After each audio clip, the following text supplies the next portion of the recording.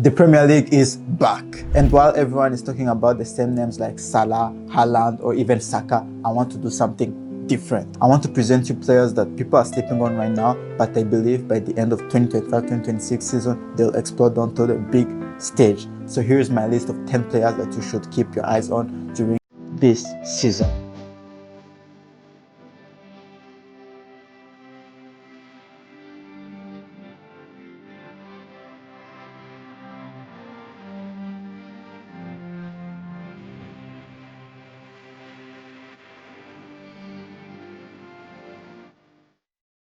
I'll start with my favorite on this list, and I'm talking about the current young player of the year, Morgan Rogers. I still believe he's a bit underrated. I've seen not many teams moving for him this summer, but I believe next summer he'll be going for around 100 million. I'm talking about the best ball carrier in the league.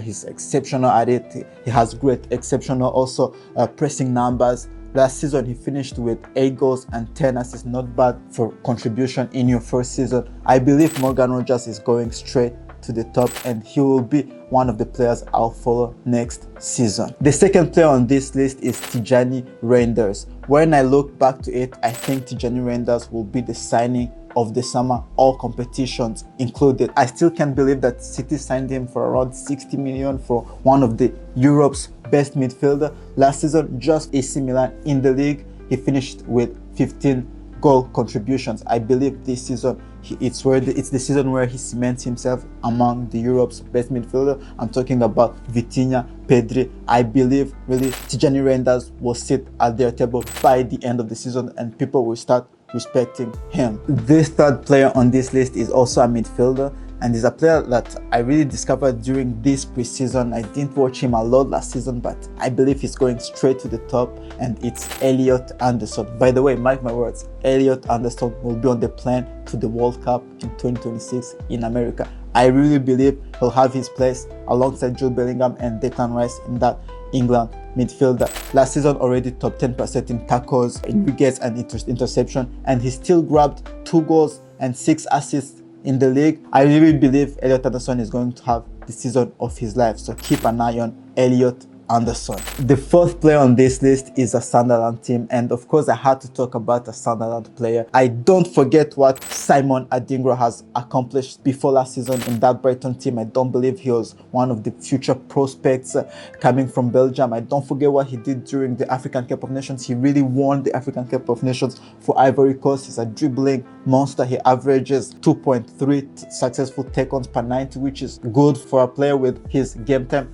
Last season, he didn't play a lot. I don't think Fabian Hauser have trusted him last season, but I believe in this French Sunderland team under a manager like Régis Leblé. I believe Simon Adingra will have a top season. It's gonna be one of my favorite players to watch. So watch Simon Adingra. A player that I'll follow in this new looking Manchester United team under Ruben Amorim in his first full season is Leny Yoro. I still believe there is a young talented centre back in him. I don't forget the season before last season where at Leeds he was regarded as the most promising centre back in Europe, and I think I've seen glimpses of that in the preseason at Manchester United this summer, and I believe by the end of this season Leny Yoro will be regarded as one of the best Premier League centre back alongside Saliba and Van Dijk, so keep an eye on Leny Yoro. The next player to follow in the Premier League this season is a summer signing from Everton, and I'm talking about Thierry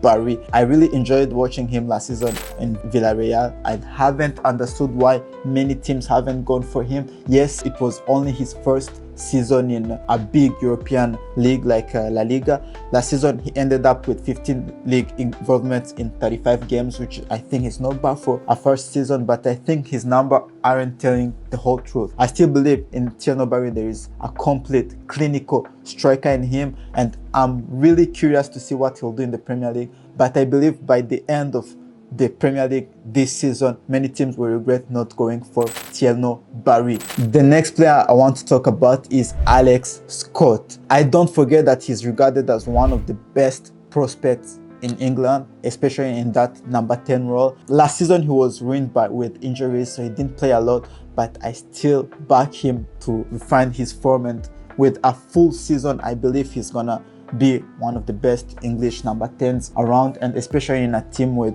Andoni Iraola, I still believe he's going straight to the top, so keep an eye on Alex Scott.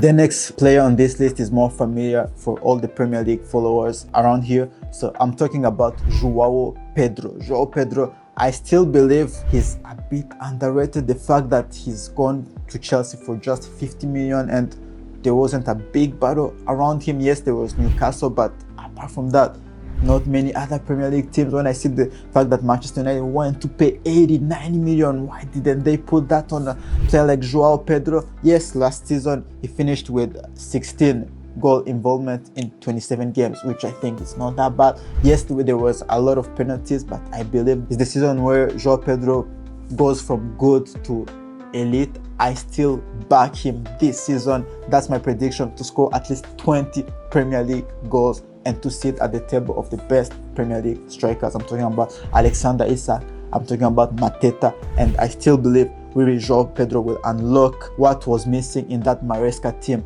And with a player like Cole Palmer behind him, potentially Xavi Simons behind him, he'll have his chances. So keep an eye on João Pedro. The next player I want to talk about is a current Brighton recruit. I think Brighton are the best at it when it comes to recruiting, and this summer they have done it again with Maxime de Cuyper. Maxime de Cuyper is a modern fullback. I discovered him last season playing at Bruges, but I believe this season he'll have a sort of Milos Kerkez season where he comes in as a first season and becomes maybe one of the best left backs in the league. Last season he had 11 goal involvement playing 54 games. He's always available and doesn't get injured that easily. So I believe in that Fabian Hosel team. With his style of play, he'll unlock something also in that Brighton team. And I'm curious to see what will happen with him at the end of the season. Will Chelsea go and put 100 million for him? Let's see what will happen. Another player I want to talk on this list, and the last player to talk about, is Jørgen Strand Larsen. I think last season he went under the radar, the fact that he scored 14 Premier League goals in his first season playing for Wolverhampton, who struggled the whole season. I really believe this season is where everyone going to say, okay, Jørgen Larsen is among the best Premier League strikers. So guys, that's my top 10 players to follow this season. I believe they're going to explode during this 2025-2026 season.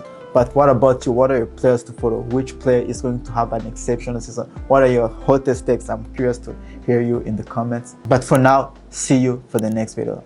Bye-bye.